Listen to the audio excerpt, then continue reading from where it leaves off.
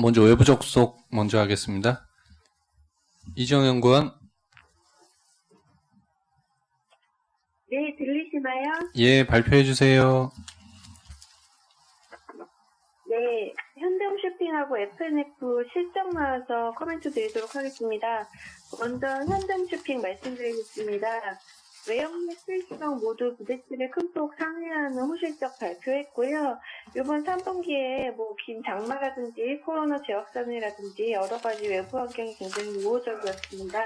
그리고 연결 자회사의 경우 현대 LH가 원재료 가격 하락과 비용 효율화에 따른 이익률 개선이 두드러졌습니다. 지금 올해 기준 PL이 5.9배 정도밖에 안 돼서요. 추가적인 주가 하락은 제한적이라고 보고 있고요. 최근에 화장품 사업에 본격 진출하고 있어서 그룹사 내 화장품 매출이 본격화될 시 수혜가 기대된다고 보고 있습니다. 그래서 목표 주가 11만 원 투자 의견 바이 유지하도록 하겠습니다.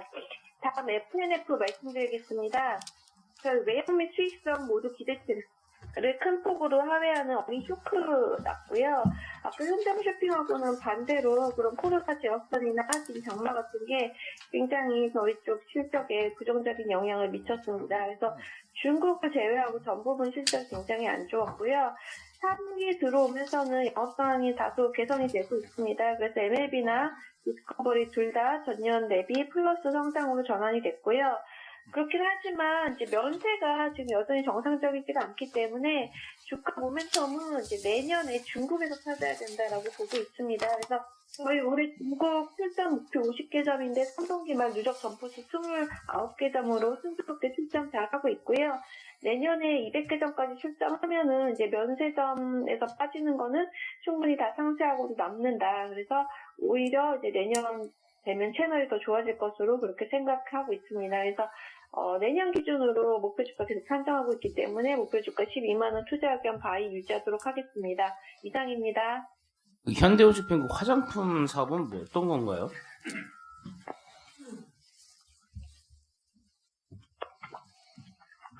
저희 최근 들어서 SK 바이오팜을 저희가 자회사 현대 HCN 예전에 이제 분할한 걸 통해가지고 우선 매수한 적도 있었고요. 그 다음에 코스메티카 업체를 하나 인수한 것도 있습니다. 그래서 한섬이 화장품 사업을 하겠다라고 지금 정관에 추가한 상황이어서 그룹사가 이제 화장품 비즈니스를 할 것으로 보고 있고요. 관련된 이제 뒷단의 원재료나 OEM 쪽 투자를 지금 현대홈쇼핑이 자회사를 통해서 하고 있는 상황입니다. 예, 질문 없으시면은 MM에는 빠져 있는데요. 일단은 경제 코멘트, 미국 고용 발표 부탁드립니다. 네, 금요일 밤 나온 미국 10월 고용 지표 코멘트입니다. 미국 10월 실업률 6.9%로 전월 대비 1.1%포인트 이제 하락을 했고요. 사실 최근에 코로나 이후에 실업률 하락이 경제활동 참가율이 좀 낮아지면서 내려온 경우가 있는데 이번에는 그 경제활동 참가율이 올라가면서 실업률이 내려왔다라는 점에서 좀 긍정적으로 볼 수가 있겠습니다. 3개월 만에 연구실직자도 전월 대비 감소를 했고요. 그리고 이제 정부 고용이 2개월 연속 감소했기 때문에 민간 주도의 회복세가 나타났다라고 판단해볼 수도 있겠습니다. 특히 이제 고무적인 게 그동안은 소매업이나 이제 레저 숙박 같은 저임금 서비스 업종 위주의 고용 개선이 좀 나타났었는데요. 이번에는 건설업이나 제조업 고용 연속 계속 개선되고 있는 모습이 좀 감지되면서 여타 업종으로 좀 고용 개선세가 확산되는 그림이다라고 판단하고 있습니다. 사실 코로나도 미국이 현재 진행형이긴 한데요. 아무래도 지난 4, 5월과 달리 지금 리오프닝이 재개되고 있기 때문에 완만한 고용 회복세는 좀 이어지고 있는 그림이다라고 볼 수가 있겠습니다. 10월 고용 지표 이후에 그림 6번을 보시게 되면 애틀란타 연준이 GDP 나우라고 해서 데일리로 미국 성장률 전망치 내고 있는데요. 기존 3.2%에서 3.5%로 상향하는 그림이 나왔기 때문에 아무래도 고용 쪽의 완만한 회복세는 좀 이어질 것이다라고 판단하고 있습니다. 이상입니다. 예, 질문 없으시면은요. 또 MM에는 빠져 있는데 미국 대선 코멘트 조현주 연구원입니다. 네, 어제 오전쯤에 이제 바이든 승리가 확정이 됐습니다. 펜실베니아 주 개표 결과로 인해서 선거인 단수 274명을 확보하면서 바이든 승리가 된 상황인데요. 이제 문제는 상원 선거 결과입니다. 지금 현재 조지아에서 2명의 상원이 선출이 되는데요. 이 2명 모두 50% 과반을 획득하지 못하면서 1월 5일에 재투표가 진행될 예정입니다. 현재 상원 선거 결과는 민주당 48, 공화당 48이기 때문에 만약에 민주당에서 이 2명, 조지아 2명을 모두 가져가면 50대 48이 됩니다. 그래서 그런 상황, 지금 48대 48인데 지금 노스캐롤라이나랑 알래스카 때문에 공화당이 이제 48대 50이 유력한 상황이고요. 근데 여기서 만약에 민주당이 조지아를 1월 5일에 다시 가져가게 되면 50대 50 동률이 되는 상황이다라고 보시면 되고요. 동률이 됐을 때는 부통령 카멀라 해리스가 한 좌석을 시행할 수 있기 때문에 51대 50으로 블루웨이브가 가능하다라고 볼 수 있습니다. 그래서 일단은 컨센서스는 아직까지는 공화당 상원 우위가 유력하다라는 입장인데 1월 5일에 이 변수가 생길 수 있다라고 볼 수 있겠습니다. 다만 이 부분에 대해서 저희가 가져가야 될 시사점은 일단 상원 선거 결과가 지연되기 때문에 코로나19에 대한 추가 부양책이 또 지연될 수 있다라는 우려가 확대되고 있습니다. 특히 12월 12일이 예산 마감일입니다. 그래서 그 전에 PPP라든가 아니면 주별 지원금 그리고 주별 실업수당 이런 것들이 좀 포함이 돼야 되는데 만약 12월 12일까지 예산안에 포함이 되지 않을 경우에는 1월 20일 바이든 취임 이후에 추가 부양책을 기대해야 된다라고 볼 수 있겠습니다. 예, 질문 없으시면 FICC로 넘어가겠습니다. 채권 전략 강성원 연구원입니다. 예, 지난주에 그 대선이 마무리가 됐는데도 불구하고 결과가 좀 확정되지 않는 모습을 보이면서 지난주에 연준이 다시 한번 좀 완화해주지 않겠냐라는 이야기들을 많이 물어보시는데요. MM의 그 왼쪽 차트를 좀 봐주시면 이 차트가 그 미국의 은행 RP 수요라고 해서 미국의 시중 은행들이 연준에 가서 단기 자금 빌리는 수요라고 봐주시면 될 것 같습니다. 원래 이제 분기 말마다 이제 급등하는 모습들이 보통 정상인데 이번엔 6월 중순 이후에 사실상 제로 상태이거든요. 그러니까 무슨 얘기냐면 그만큼 단기 자금 시장에서 돈을 빌리기가 엄청나게 편한 상황이다. 유동성은 너무 풍부한 상황이라서 사실상 지금 연준이 추가로 유동성 공급하는 거는 의미가 없는 구간이라고 보고 있습니다. 그래서 여전히 재정 정책이 중요한데 지난주 대선 때문에 약간 조금 묻혔지만 미국의 국채 발행 계획이 내년도 1분기까지 나왔는데요. 일단 연말까지 12월까지 약 8천억 달러 가량의 현금을 지출하겠다라는 계획뿐만 아니라 올해 4분기에 6,170억 달러, 내년 1분기에 1.13조 달러의 국채를 발행해서 재원 마련하겠다. 그러면 현금 잔고까지 합치면 내년도 1분기까지 재원 마련하는 게 2.5조 달러 재원을 마련하거든요. 올해 있었던 케어스 액트가 2.1조 달러이기 때문에 사실상 재무부에서 이번에 대규모 추가 경기 부양 정책을 계획하고 있음을 사실상 시사한 발표였다라는 생각이고요. 그래서 여전히 저희는 저희가 보고 있는 그 단실 내에 추가 경기 부양 정책은 나올 수밖에 없다라는 생각 유지하고 있습니다. 그러면 결국은 금리가 좀 방향을 위쪽으로 가지 않겠냐. 그래서 그게 지난주에 결국은 미국 10년 금리가 0.80대 위에서 마무리된 이유다라고 보고 있고요. 여전히 국내 그리고 선진국 장기 국채에 대해서는 투자 의견은 축소, 그리고 국내는 중립 의견 드리고 있습니다. 이상입니다. 예, 다음은 소버린 전략 신한종 연구원입니다. 네, 그 바이든 승리하면서 글로벌 금리 전반적으로 좀 올라갔다가 다시 내려와서 강세를 좀 보이긴 했는데 저희들은 이제 달러 약세와 함께 금리는 상승할 걸로 이렇게 보고 있습니다. 그 트럼프 소송이 계속 좀 지지부진하게 진행되면서 최종 확정 시점은 장기화될 가능성이 있지만 금융시장은 이미 바이든 거의 확정 기정사실로 하고 있는 상황인 것 같고요. 그래서 연말 연초, 그다음에 내년 상반기까지 미국 국채 상승과 함께 금리 상승과 함께 전반적인 금리가 좀 올라갈 걸로 보이는데요. 신흥국은 특히 이번에 환율과 채권 모두 강세를 보였습니다. 그 중에서 저희들은 제일 혜택을 많이 볼 나라는 이제 멕시코 같은 나라 또는 우리나라, 중국 정도는 계속해서 달러 강세, 그다음에 금리도 소강 이래서 괜찮은 투자처인 것 같고요. 러시아가 제일 타격을 많이 받을 것 같은데 이게 트럼프의 2016년 선거 개입설 해가지고 민주당이 지금 벼르고 있기 때문에 러시아 쪽은 상당히 좀 어려울 것 같다. 그다음에 터키, 브라질도 그렇게 좋은 상태는 아닌 것 같다. 이렇게 차별화될 것 같다고 생각하고 있습니다. 이상입니다. 예, 다음은 원자재 전략입니다. 홍명진 연구원입니다. 네, 원자재 말씀드리도록 하겠습니다. 원자재 시장도 지난주 상승 마감을 했고요. 트럼프 대통령의 그런 불복 의지 자체가 여전히 잔존함에도 불구하고 바이든 후보의 당선 가능성 자체가 높아지면서 달러 약세 그리고 원자재 시장 전반에서 매수세가 좀 전개가 됐다라고 좀 보시면 될 것 같습니다. 결국은 달러 약세하에 인플레이션 해지 강도 자체가 다시 또 높아졌다라고 일단 보고 있고요. 지난주에 있었던 미국 11월 FOMC에서도 결국은 연준은 재정 정책을 다시 한 번 더 재촉구했다라고 하는 점에서 연준의 평균 물가 목표제 하에서 실질금리 통제를 통해서 기대 인플레이션 상승을 계속 지지하겠다라고 하는 의지를 보여줬었다라고 좀 보고 있습니다. 뭐 이런 부분들이 전반적으로 인플레이션 해지 강도를 좀 높이는 재료라고 보면 원자재 시장 전반에 대해서는 비중 확대 의견 계속 유지하도록 하겠고요. 단기적으로 원자재 시장 내에서는 관심이 될 만한 거는 결국은 코로나19 확산세 자체의 그런 악영향을 받고 있는 그런 유가, 특히 에너지 섹터다라고 좀 보고 있습니다. 유럽 주요국들이 그런 경제활동 재봉쇄 조치를 취한 이후에 최근에 미국에서도 코로나19 확산세 자체가 더 심화되면서 하루 평균 확진자 수가 12만 명을 지금 돌파한 상황입니다. 뭐 이런 부분들이 나타나다 보니까 결국은 향후에 백신이 출시되기 전까지는 결국은 유럽처럼 다시 또 미국도 재봉쇄되지 않을까라고 하는 걱정들 자체가 유가의 하방 압력 요인으로는 잔존할 수밖에 없다라고 좀 보고 있고요. 그리고 이런 악재들 자체가 완화되기 위해서는 공급단에서 사실상은 이슈가 나와줘야 되는데 이 공급단에서 이슈가 나올 수 있는 부분은 이제 매주 말씀드리고 있는 11월 30일에서 12월 1일 양일 동안 열리는 오펙 플러스 산유국들의 회동이다라고 좀 보고 있습니다. 아직까지 3주 정도 일단 남아있기 때문에 시장에서는 당장 뭔가 호재가 나오기는 쉽지는 않을 것 같고요.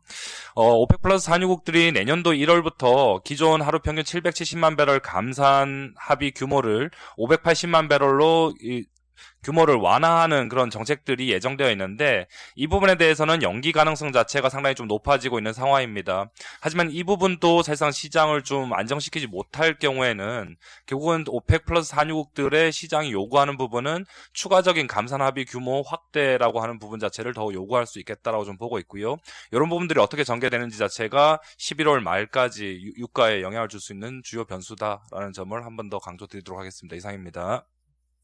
그럼 연말까지 단기적으로 유가 밴드는 어느 정도 수준으로 보시나요? 결국 지금 저희가 이제 지켜봐야 되는 변수는 코로나19에 대한 확산세가 얼마나 더 심화가 될 거냐. 특히 북반구 겨울철로 가면서 결국 유럽이라든가 이 북미 지역에서 좀 심화가 되고 있기 때문에 뭐 이런 부분들이 얼마나 수요에 영향을 미칠 건가를 좀 보셔야 될 것 같고요. 또 반대로 3월, 4월과는 좀 다르게 3월, 4월에는 사우디아라비아와 러시아 간의 그 이 갈등이라고 하는 부분이 유가에 추가적인 하방 압력으로 작용했기 때문에 뭐 $30, $20 그리고 마이너스까지 사실상 갔었다라고 보면 그 부분은 아니다라는 점에서 저는 하방 자체는 뭐 $30대 초반 정도까지 좀 열어놓고는 보자라고 좀 말씀을 드리고 있습니다.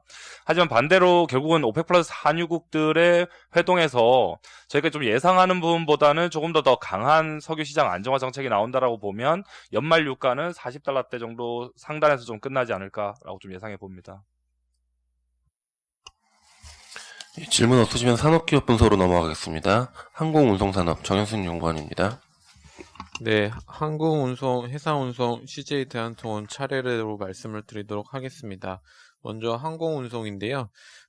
산업 전반으로는 뉴트럴 의견을 유지하지만 항공 화물 수혜가 좀 예상되는 대한항공에 대해서는 선별적인 투자 의견이 유효하다고 보고 있습니다.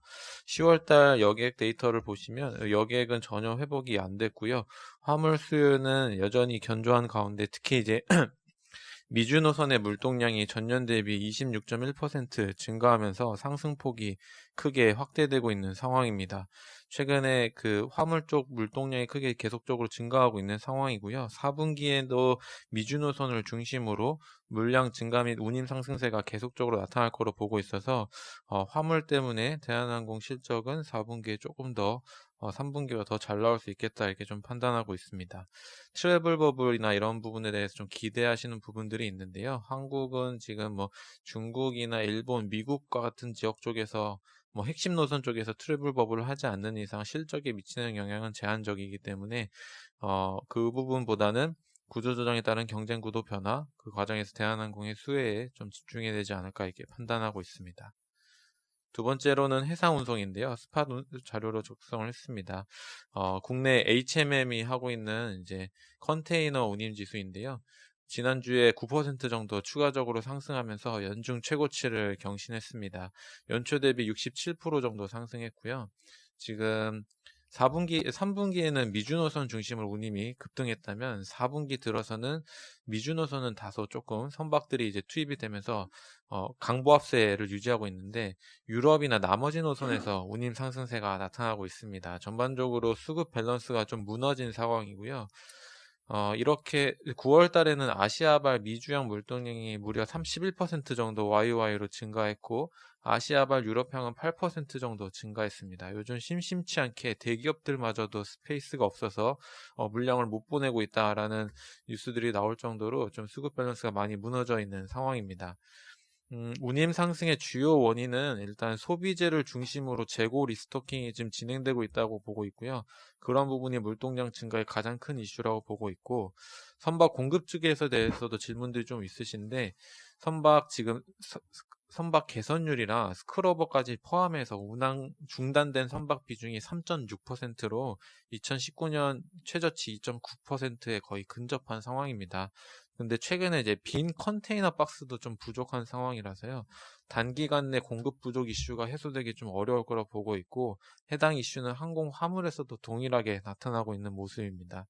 그래서 결론적으로는 4분기 운임 강세 흐름이 조금 더 장기화될 거로 보고 있고, 조심스럽게 내년도 중국 춘절까지는 운임 강세가 좀 이어질 수 있겠다라고 좀 판단하고 있어서 국내 HMM이 가장 큰 수혜 기업이 될 거고 이익도 3분기보다 4분기 좀 높아질 거라고 좀 판단하고 있습니다.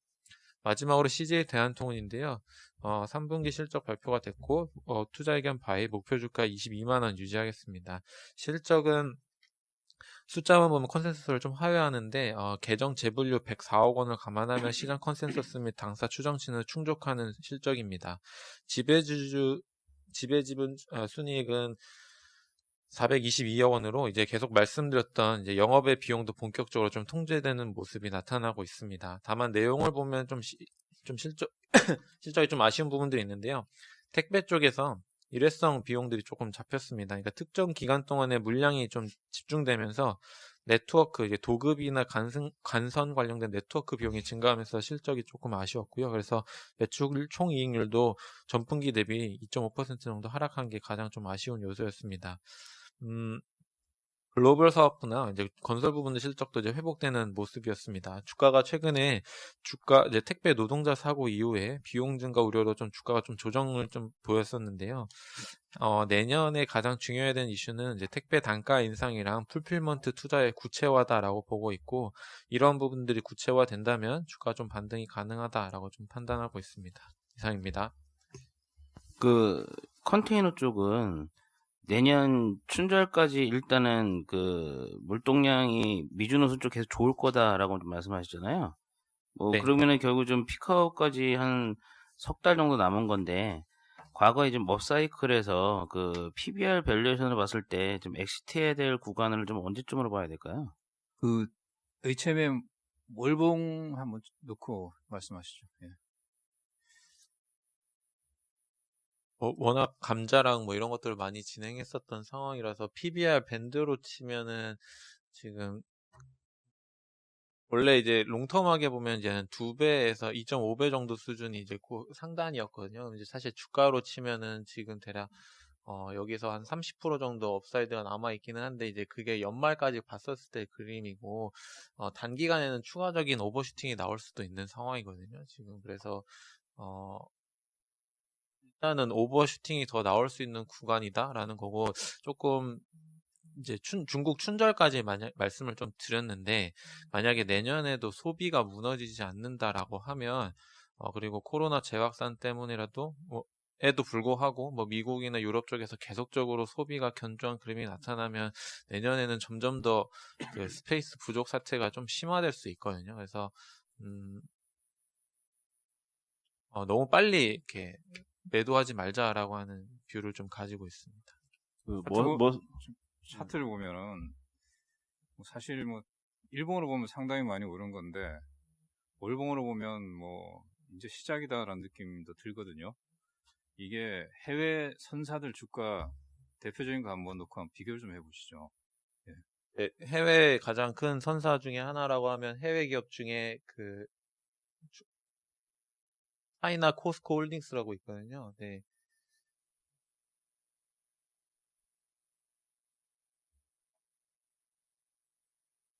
공 01919인데요. 네.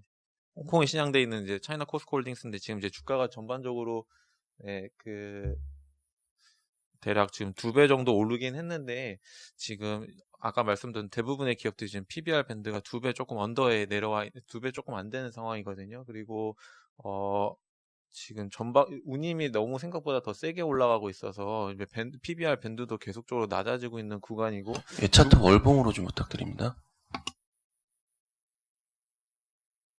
일단은 전반적으로 다들 아직 조금 더 업사이드 폭이 대략 한 40-50% 이상 정도 남지 않았나 이렇게 좀 보고 있는 상황이고요.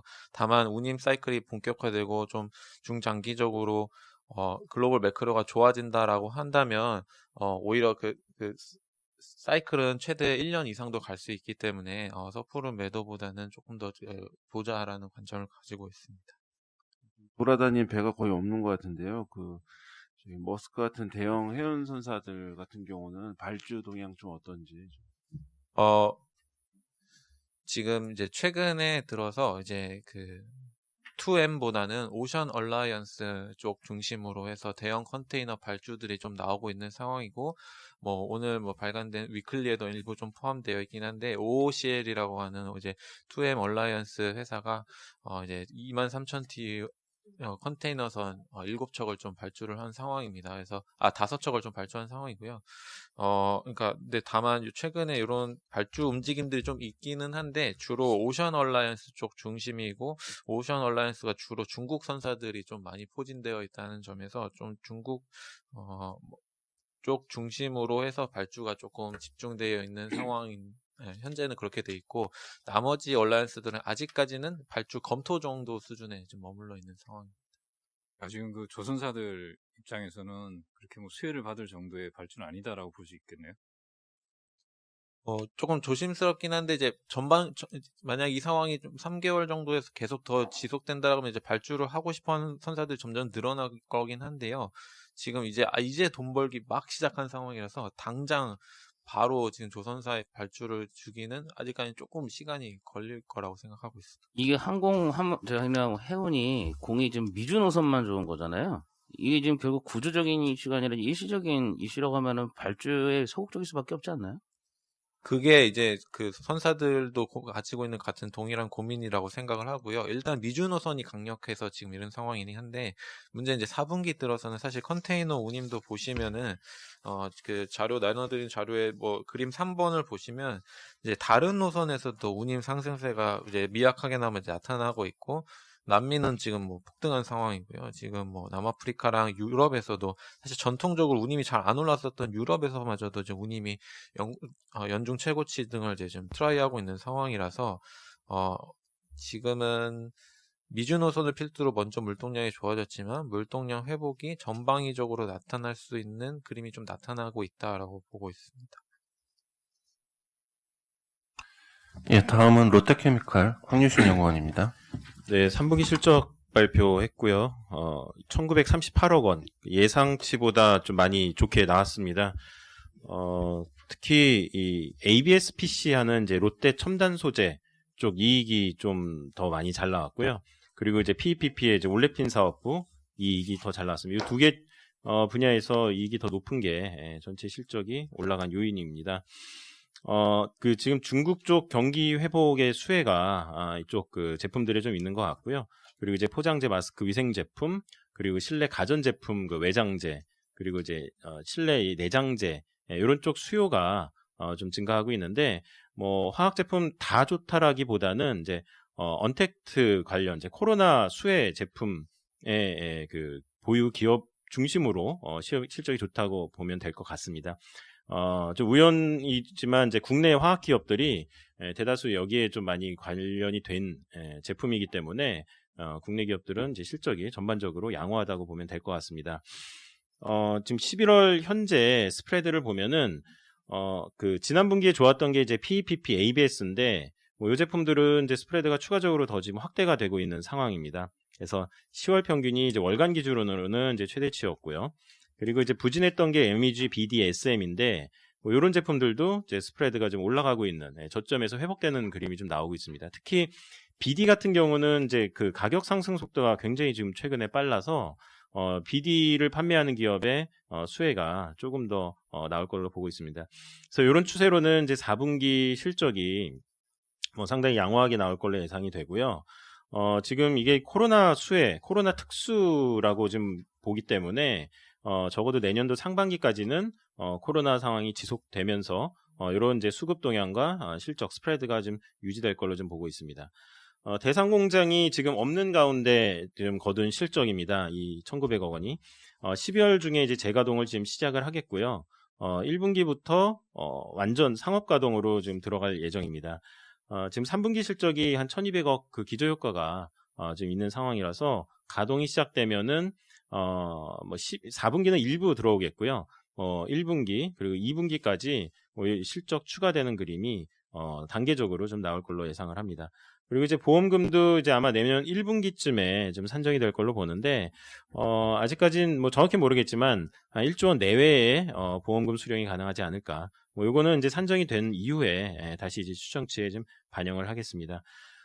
지금 목표 주가랑 그러니까 연간 전망, 그러니까 연간 실적을 추정치를 좀 상향을 했고요. 그에 따라서 이제 목표 주가를 한 34만 원으로 좀 상향을 하겠습니다. 이상입니다.